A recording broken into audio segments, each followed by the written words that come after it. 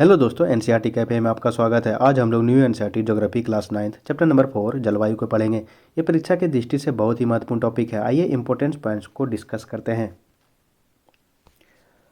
हम दिसंबर में ऊनी वस्त्र क्यों पहनते हैं, अथवा मई का महीना गर्म एवं असुविधाजनक क्यों होता है, या जून एवं जुलाई में वर्षा क्यों होती है, इन सभी प्रश्नों के उत्तर आप भारत की जलवायु का अध्ययन करके जान सकते हैं। एक विशाल क्षेत्र में लंबे समयावधि 30 वर्ष नहीं, स्टैंडर्ड 35 वर्ष का होता है। वर्ष से अधिक में मौसम की अवस्थाओं तथा विविधताओं का कुल योग ही जलवायु है। मौसम एक विशेष समय में एक क्षेत्र के वायुमंडल की अवस्था को बताता है। मौसम तथा जलवायु के तत्व जैसे तापमान, वायुमंडलीय दाब, पवन, आर्द्रता तथा वर्षण एक ही होते हैं। आपने अवश्य ध्यान दिया होगा कि मौसम की अवस्था प्रायः एक दिन में ही कई बार बदलती है, लेकिन फिर भी कुछ सप्ताह, महीनों तथा वायुमंडलीय अवस्था लगभग एक समान ही बनी रहती है। जैसे दिन गर्म या ठंडे, हवादार या शांत, आसमान बादलों से घिरा या साफ तथा आर्द्र या शुष्क हो सकते हैं। महीनों के औसत वायुमंडलीय अवस्था के आधार पर वर्ष को ग्रीष्म, शीत या वर्षा ऋतुओं में विभाजित किया गया है। विश्व को अनेक जलवायु प्रदेशों में बांटा गया है। क्या आप जानते हैं कि भारत की जलवायु कैसी है तथा ऐसा क्यों? इस संबंध में हम लोग पढ़ेंगे। क्या आप जानते हैं मानसून शब्द की उत्पत्ति अरबी शब्द मौसिम से हुई है, जिसका शाब्दिक अर्थ है मौसम। मानसून का अर्थ एक वर्ष के दौरान वायु की दिशा में ऋतु के अनुसार परिवर्तन है। भारत की जलवायु को मानसूनी जलवायु कहते हैं। ये पूछा गया प्रश्न है। एशिया में इस प्रकार की जलवायु मुख्यतः दक्षिण तथा दक्षिण पूर्व में पाई जाती है। सामान्य प्रतिरूप में लगभग एक रूपता होते हुए भी देश की जलवायु अवस्था में स्पष्ट प्रादेशिक भिन्नताएं हैं। आइए हम दो महत्वपूर्ण तत्व तापमान एवं वर्षण को लेकर देखें कि एक स्थान से दूसरे स्थान पर तथा एक मौसम से दूसरे मौसम में इनमें किस प्रकार भिन्नता है। गर्मियों में राजस्थान के मरुस्थल में कुछ स्थानों का तापमान लगभग 50 डिग्री सेल्सियस तक पहुंच जाता है, जबकि जम्मू कश्मीर के पहलगाम में तापमान लगभग 20 डिग्री सेल्सियस रहता है। सर्दी के रात में जम्मू कश्मीर में द्रास का तापमान -45 डिग्री सेल्सियस हो सकता है, जबकि तिरुवनंतपुरम में यह 22 डिग्री सेल्सियस हो सकता है। तिरुवनंतपुरम, केरल। क्या आप जानते हैं कुछ क्षेत्रों में रात एवं दिन के तापमान में बहुत अधिक अंतर होता है। थार के मरुस्थल में दिन का तापमान 50 डिग्री सेल्सियस तक हो सकता है, जबकि उसी रात यह नीचे गिरकर 15 डिग्री सेल्सियस तक पहुंच सकता है। दूसरी ओर केरल या अंडमान एवं निकोबार में दिन तथा रात का तापमान लगभग समान ही रहता है। ये इंपॉर्टेंट है, पूछा जाता है। दिन और रात का तापमान लगभग बराबर समान रहता है। कौन कौन? केरल और अंडमान निकोबार। अब वर्षण की ओर ध्यान दें। वर्षण के रूप में तथा प्रकार में ही नहीं, बल्कि इसकी मात्रा एवं ऋतु के अनुसार वितरण में भी भिन्नता होती है। हिमालय में वर्षण अधिकतर हिम के रूप में होता है तथा देश के शेष भाग में यह वर्षा के रूप में होता है। वार्षिक वर्षण में भिन्नता मेघालय में 400 सेंटीमीटर से लेकर लद्दाख एवं पश्चिमी राजस्थान में यह 10 सेंटीमीटर से भी कम होती है। देश के अधिकतर भागों में जून से सितंबर तक वर्षा होती है। कब से? जून से सितंबर। लेकिन कुछ क्षेत्रों जैसे तमिलनाडु तट पर अधिकतर वर्षा अक्टूबर एवं नवंबर में होती है। ये पूछा गया प्रश्न है यूपीएससी में।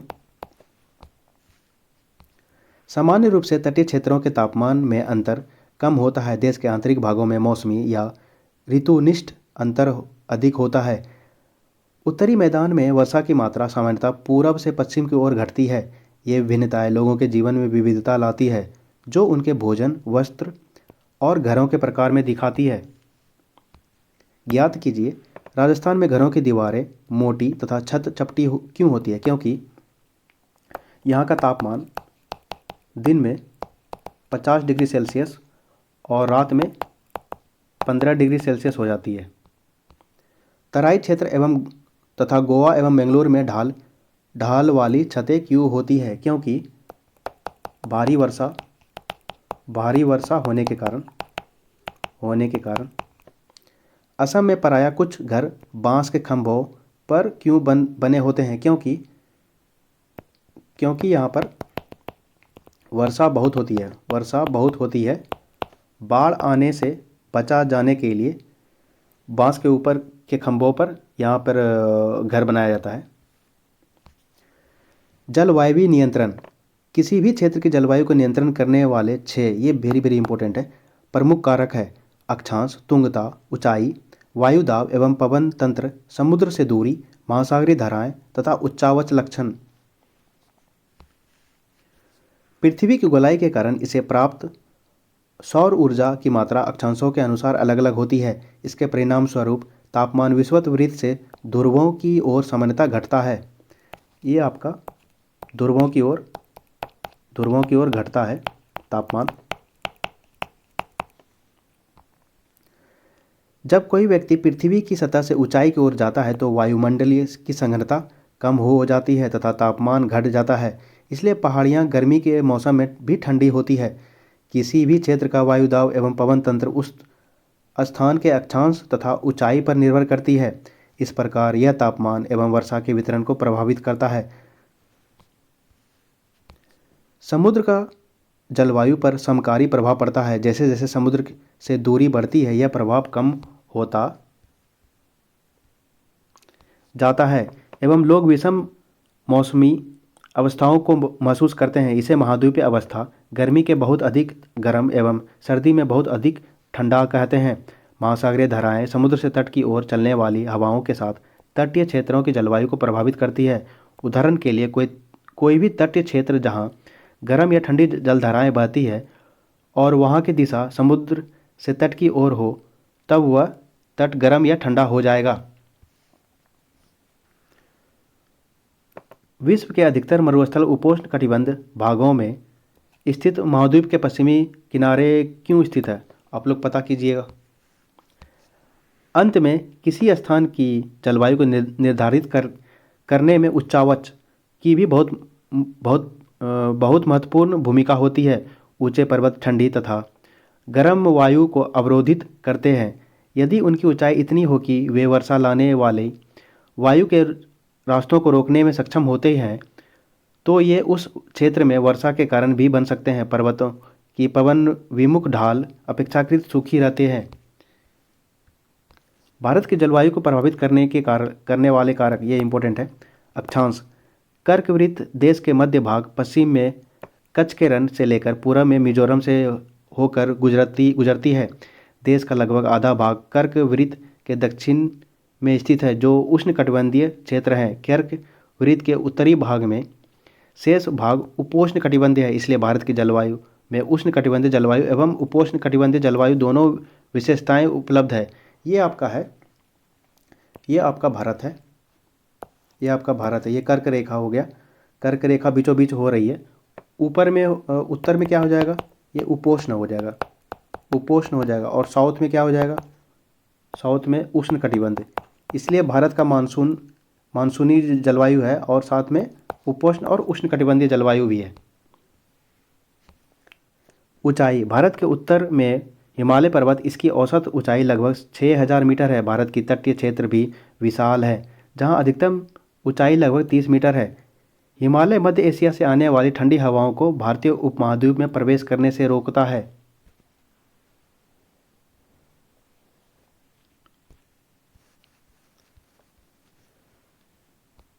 पर्वतों के कारण इस क्षेत्र में मध्य एशिया की तुलना में ठंड कम पड़ती है।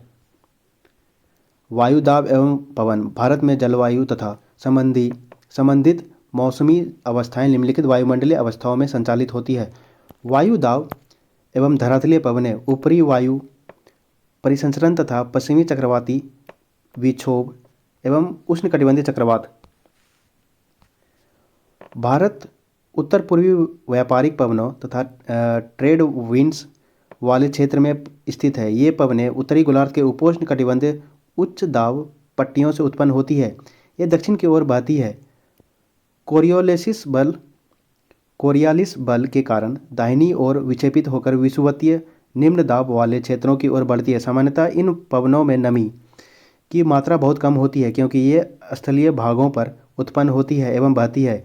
इसलिए इन पवनों के द्वारा वर्षा कम या नहीं होती है। इस प्रकार भारत को शुष्क क्षेत्र होना चाहिए, लेकिन ऐसा नहीं है। आइए देखें कि ये बहुत बोरिंग टॉपिक है लेकिन पढ़ना तो पड़ेगा। कोरियालिस बल, पृथ्वी के घूर्णन के कारण उत्पन्न आभासी बल को कोरियालिस बल कहते हैं। इस बल के कारण पवन उत्तर गोलार्ध में दाहिनी ओर तथा दक्षिण गोलार्ध में बाईं ओर विक्षेपित हो जाती है। इसे फेरल नियम कहते हैं। भारत की वायु दाब एवं पवन तंत्र अद्वितीय है। शीत ऋतु में हिमालय के उत्तर में उच्च दाब होता है। इस क्षेत्र की ठंडी शुष्क हवाएं दक्षिण में निम्न दाब वाले महासागरीय क्षेत्र के ऊपर बहती है। ग्रीष्म ऋतु में आंतरिक एशिया एवं उत्तरी पूर्व में भारत के ऊपर निम्न दाब का क्षेत्र उत्पन्न होता है। इसके कारण गर्मी के दिनों में वायु की दिशा पूरी तरह से परिवर्तित हो जाती है। वायु दक्षिण में हिंद महासागर के उच्च दाब वाले क्षेत्र से दक्षिण पूर्व दिशा में बहते हुए विषुवत वृत्त को पार कर दाहिनी ओर मुड़ते हुए भारतीय महाद्वीप पर स्थित निम्न दाब की ओर बहने लगती है। इन्हें दक्षिण पश्चिम मानसून पवनों के नाम से जाना जाता है। ये पवनें कोष्ण महासागरों के ऊपर से बहती है, नमी ग्रहण करती है तथा भारत की मुख्य भूमि पर वर्षा करती है। ऋतुएं। मानसूनी जलवायु की विशेषता एक विशिष्ट मौसमी प्रतिरूप होती है।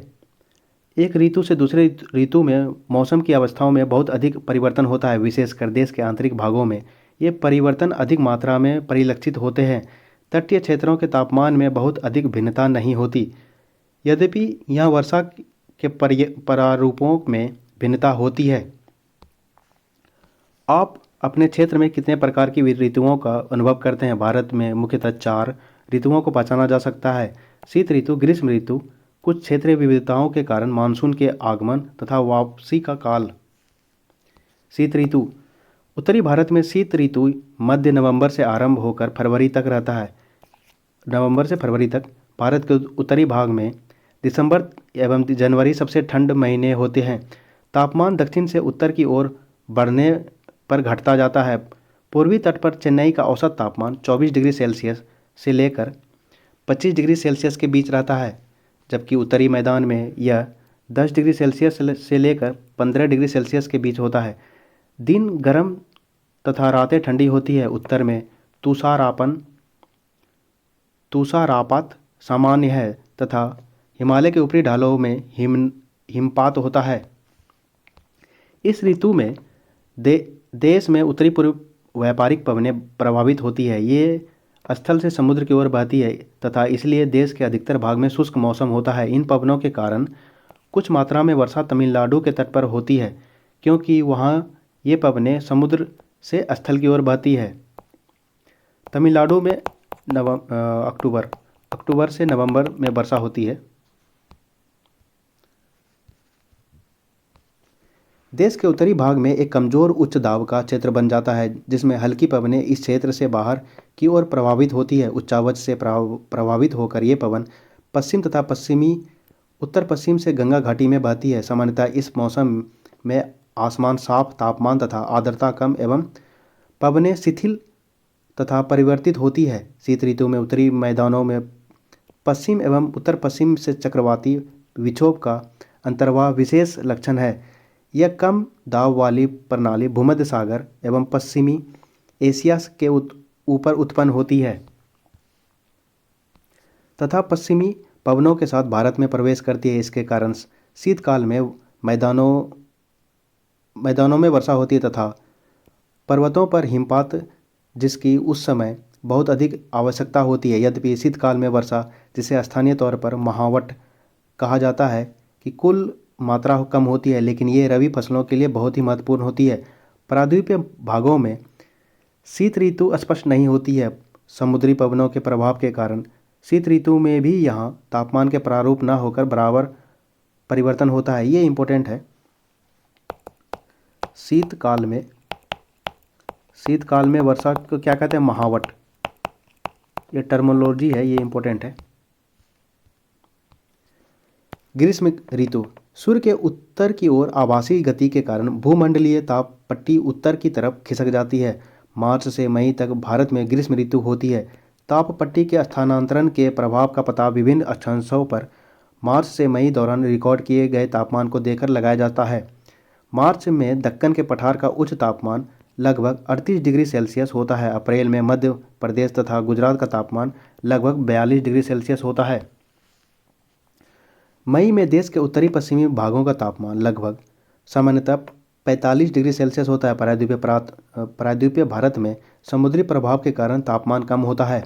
देश के उत्तरी भाग में ग्रीष्मकाल में तापमान में वृद्धि होती है तथा वायु दाब में कमी आती है। मई के अंत में उत्तर पश्चिम में थार के रेगिस्तान से लेकर पूर्व एवं दक्षिण पूर्व में पटना तथा छोटा नागपुर पठार तक एक कम दाब का लंबवत क्षेत्र उत्पन्न होता है। पवन का परिसंचरण इस गर्त के चारों ओर प्रारंभ होता है। लू ग्रीष्मकाल का एक प्रभावी लक्षण है। ये धूल भरी गर्म एवं शुष्क पवनें होती है जो कि दिन के समय भारत के उत्तर एवं उत्तरी पश्चिम क्षेत्रों में चलती है। ये पूछा जाता है लू कहाँ चलता है, भारत के नॉर्थ साइड में या नॉर्थ वेस्ट में। कभी कभी ये देर शाम तक जारी रहती है। इस हवा का सीधा प्रभाव घातक भी हो सकता है। उत्तरी भारत में मई महीने के दौरान सामान्यतः धूल भरी आंधियाँ आती है। ये आंधियाँ अस्थायी रूप से आराम पहुंचाती है क्योंकि ये तापमान को कम कर देती है तथा अपने साथ ठंडे समीर एवं हल्की वर्षा लाती है। इस मौसम में कभी कभी तीव्र हवाओं के साथ गरज वाली मूसलाधार वर्षा भी होती है। इसके साथ प्रायः हिमवृष्टि भी होती है। हिमवृष्टि को क्या कहते हैं, जैसे कि ओला जो गर्मी के दिन में कभी कभी बरसती है। बैसाख के महीने के होने के कारण पश्चिम बंगाल में काल बैसाखी, ये पूछा जाता है काल बैसाखी पश्चिम बंगाल में। ग्रीष्मकाल के अंत में कर्नाटक एवं केरल में प्रायः पूर्वी मानसून वर्षा होती है। इसके कारण आम जल्दी पक जाते हैं। प्रायः इसे आम्र वर्षा कहते हैं। ये बीपीएससी में पूछा गया है। आम्र वर्षा कहाँ होगा, ये आपका केरल और कर्नाटका में। ये पूर्वी मानसूनी वर्षा होती है इधर। लौटते हुए मानसून कह सकते हैं। वर्षा ऋतु या मानसून का आगमन जून के प्रारंभ में उत्तरी मैदान में निम्न दाब की अवस्था तीव्र हो जाती है। यह दक्षिणी गोलार्ध की व्यापारिक पवनों को आकर्षित करती है। ये दक्षिणी पूर्व व्यापारिक पवनें दक्षिणी समुद्रों के उपोष्ण कटिबंधीय क्षेत्रों में उत्पन्न होती है। चूँकि ये पवनें गर्म महासागरों के ऊपर से गुजरती है, इसलिए ये अपने साथ इस महाद्वीप में बहुत अधिक मात्रा में नमी लाती है। ये पवनें तीव्र होती है तथा 30 किलोमीटर प्रति घंटे के औसत वेग से चलती है। सुदूर उत्तर पूर्व भाग को छोड़कर ये मानसूनी पवनें देश के शेष भाग में लगभग एक महीने में पहुंच जाती है। दक्षिण पश्चिम मानसून का भारत में अंतर्वाह यहाँ के मौसम को पूरी तरह परिवर्तित कर देता है। मौसम के प्रारंभ में पश्चिमी घाट के पवनमुखी भागों में भारी वर्षा लगभग 250 सेंटीमीटर से अधिक होता है। दक्कन का पठार एवं मध्य प्रदेश के कुछ भाग में भी वर्षा होती है। यद्यपि ये क्षेत्र वृष्टि छाया क्षेत्र आते हैं। इस मौसम की अधिकतर वर्षा देश के उत्तरी पूर्व भागों में होती है। खासी पहाड़ी के दक्षिणी श्रृंखलाओं में स्थित मासिनराम विश्व में सबसे अधिक वर्षा प्राप्त करता है। गंगा की घाटी में पूरब से पश्चिम की ओर वर्षा की मात्रा घटती है। राजस्थान एवं गुजरात के कुछ भागों में बहुत कम वर्षा होती है। ये इंपॉर्टेंट है, पूछा जाता है। मासिनराम कहाँ है, मेघालय। विश्व में सबसे ज़्यादा वर्षा यहीं होता है। ये आपका इंपॉर्टेंट है।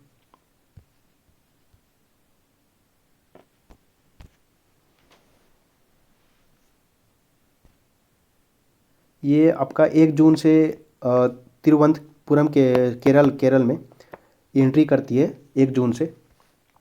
फिर 5 जून में आपका हैदराबाद,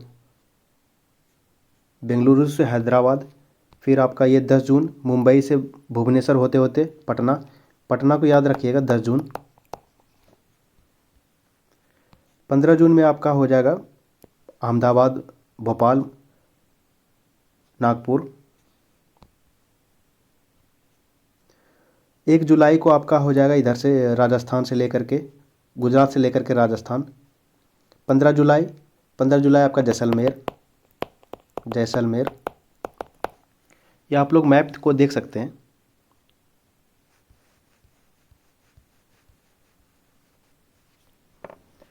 मानसून से संबंधित एक अन्य परिघटना है वर्षा में विराम। इस प्रकार इसमें आर्द्र एवं शुष्क दोनों तरह के अंतराल होते हैं। दूसरे शब्दों में मानसूनी वर्षा एक समय में कुछ दिनों तक ही होती है। इनमें वर्षा रहित अंतराल भी होते हैं। मानसून में आने वाले विराम मानसूनी गर्त की गति से संबंधित होते हैं।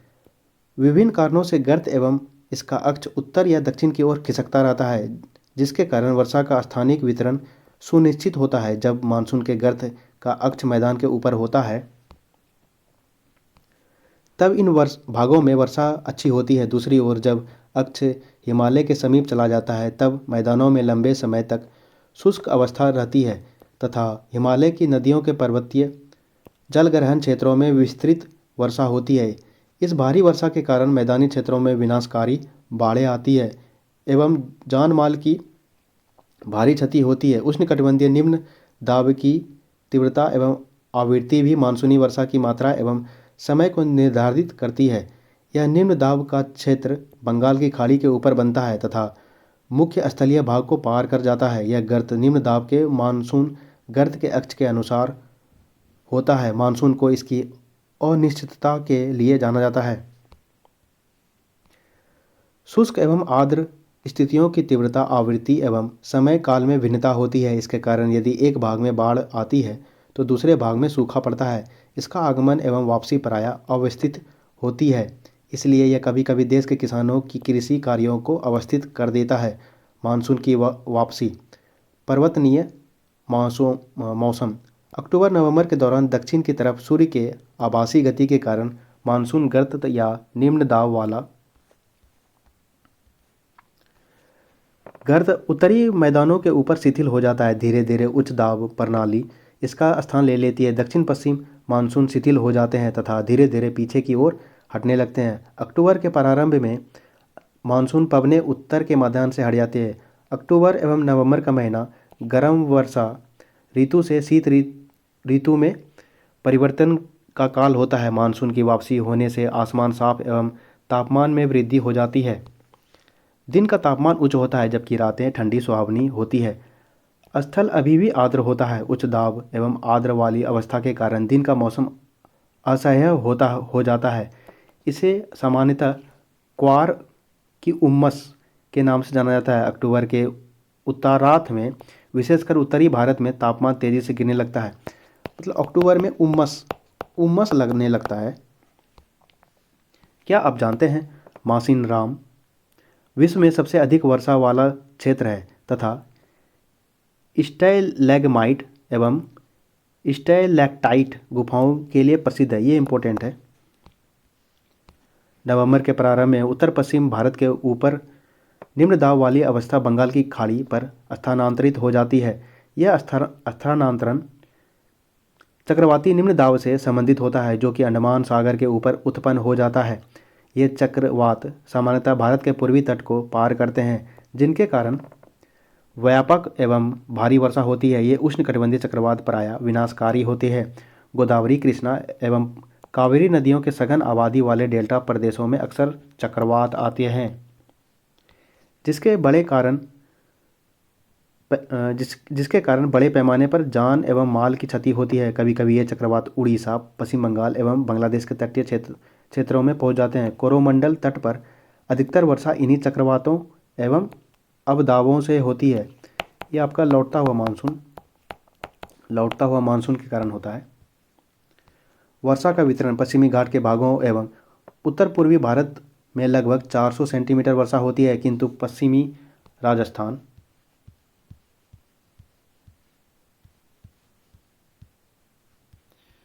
ये आपका दिखाया गया है कैसे कैसे वर्षा होती है।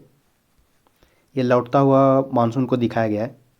मानसून का अंत सितंबर में ये लौट रहा है, 1 सितंबर में। और ये आपका जैसलमेर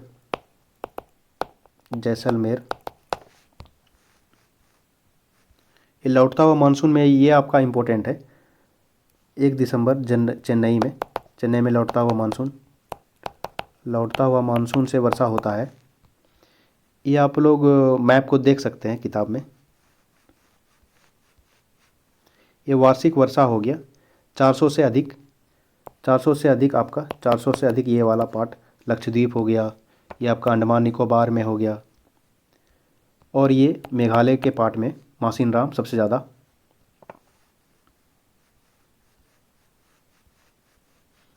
ये कुछ केस स्टडी है। एवं इससे सटे पंजाब, हरियाणा एवं गुजरात के भागों में 60 सेंटीमीटर से भी कम वर्षा होती है। दक्षिणी पठार के आंतरिक भागों एवं सह्याद्री के पूर्व में भी वर्षा की मात्रा समान रूप से कम होती है। इन क्षेत्रों में वर्षा की मात्रा कम क्यों होती है? जम्मू कश्मीर के लेह में भी वर्षण की मात्रा काफ़ी कम होती है। देश के शेष हिस्सों में वर्षा की मात्रा मध्यम रहती है। हिमपात हिमालयी क्षेत्रों तक ही सीमित रहता है। मानसून की प्रकृति के परिणाम स्वरूप एक वर्ष से दूसरे वर्ष होने वाले वार्षिक वर्षा की मात्रा में भिन्नता होती है। वर्षा की विषमता निम्न वर्षा वाले क्षेत्र जैसे राजस्थान, गुजरात के कुछ भाग तथा पश्चिमी घाटों की विशिष्ट वृष्टि छाया प्रदेशों में अधिक पाई जाती है। अतः अधिक वर्षा वाले क्षेत्रों में बाढ़ अधिक आती है, जबकि निम्न वर्षा वाले क्षेत्रों में सूखे की आशंका बनी रहती है। मानसून एकता का एक परिचायक आप पहले ही पढ़ चुके हैं कि हिमालय अत्यंत ठंडी पवनों से भारतीय उपमहाद्वीप की रक्षा करती है। इसके कारण अपेक्षाकृत उच्च अक्षांशों के बावजूद उत्तरी भारत में निरंतर ऊंचा तापमान बना रहता है। इसी प्रकार प्रायद्वीपीय पठार में तीनों ओर से समुद्र के प्रभाव के कारण न तो अधिक गर्मी पड़ती है और न ही अधिक सर्दी प्रायद्वीपीय पठार में। इस समकारी प्रभाव के कारण तापमान की दिशाओं में बहुत कम अंतर पाए जाते हैं, परंतु फिर भी भारतीय प्रायद्वीप पर मानसून की एकता का प्रभाव बहुत ही स्पष्ट है। पवन की दिशाओं का ऋतुओं के अनुसार परिवर्तन तथा उनसे संबंधित ऋतुओं की दशाएं ऋतु चक्रों को एक लय प्रदान करती है। वर्षा की अनिश्चितताएं तथा उसका असमान वितरण मानसून का एक विशिष्ट लक्षण है। संपूर्ण भारतीय भूदृश्य, इसके जीव तथा वनस्पति, इसका कृषि चक्र, मानव जीवन तथा उनके त्यौहार उत्सव सभी इस मानसूनी लय के चारों ओर घूम रहे हैं। उत्तर से दक्षिण तथा पूरब से पश्चिम तक संपूर्ण भारतवर्षी प्रति वर्ष मानसून के आगमन की प्रतीक्षा करते हैं।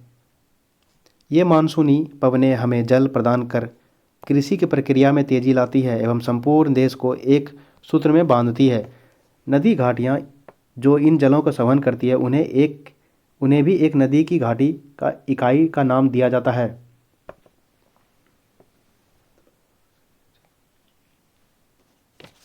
अभ्यास कर लेते हैं। अभ्यास ही इसका इम्पोर्टेंट है। नीचे दिए गए स्थानों में से किस स्थान पर विश्व में सबसे अधिक वर्षा होती है? कहाँ होती है? मासिनराम। ये कहाँ है? मेघालय। ग्रीष्म ऋतु में उत्तरी मैदान में बहने वाली पवन को निम्नलिखित में से क्या कहते हैं? लू हो गया आपका। ये आपका नॉर्थ साइड और नॉर्थ वेस्ट में लू हो गया। भारत के मानसून का आगमन निम्नलिखित में से कब होता है? जून के प्रारंभ में।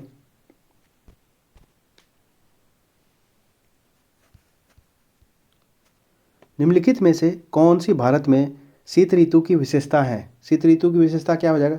गर्म दिन, ठंडी रातें। ये इंपॉर्टेंट है, यहाँ कन्फ्यूजन हो सकता है। निम्न प्रश्नों के उत्तर संक्षेप में दीजिए। भारत की जलवायु को प्रभावित करने वाले कौन से कारक हैं? पवन तंत्र, जेट धाराएं, महासागरीय धाराएं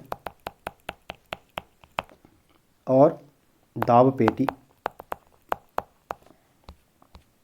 भारत में मानसूनी प्रकार की जलवायु क्यों है?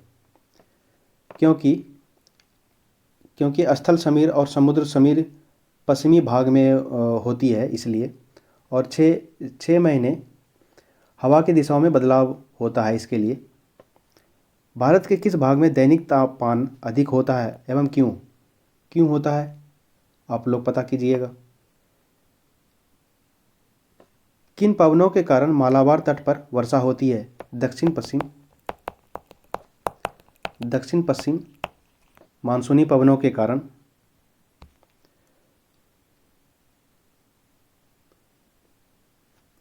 ये आपका कुछ इम्पोर्टेंट है इसमें, जैसे कि नॉर्थ और नॉर्थ वेस्ट में शीतकाल में जब वर्षा होता है, शीतकाल में वर्षा होता है किसके कारण? पश्चिमी विक्षोभ के कारण, पश्चिमी विक्षोभ के कारण। ये इम्पोर्टेंट है, लिख लीजिएगा। और ये एक बार मैप देख लीजिएगा आप लोग। और वो क्या कहते हैं, पश्चिम बंगाल में काल बैसाखी कहते हैं। लू हो गया आपका नॉर्थ और नॉर्थ वेस्ट के साइड में। और आम्र वर्षा क्या होता है, इस चैप्टर में बस यही इंपॉर्टेंट है। तो दोस्तों, ये आपको वीडियो कैसा लगा, कुछ सजेशन देना हो तो आप कमेंट बॉक्स में दे सकते हैं। कृपया मेरे इस चैनल को थोड़ा सब्सक्राइब कीजिए और थोड़ा लाइक भी कर दीजिए और अपने दोस्तों के साथ भी शेयर कीजिए। धन्यवाद मित्रों, आपका दिन शुभ हो। जय श्री राम।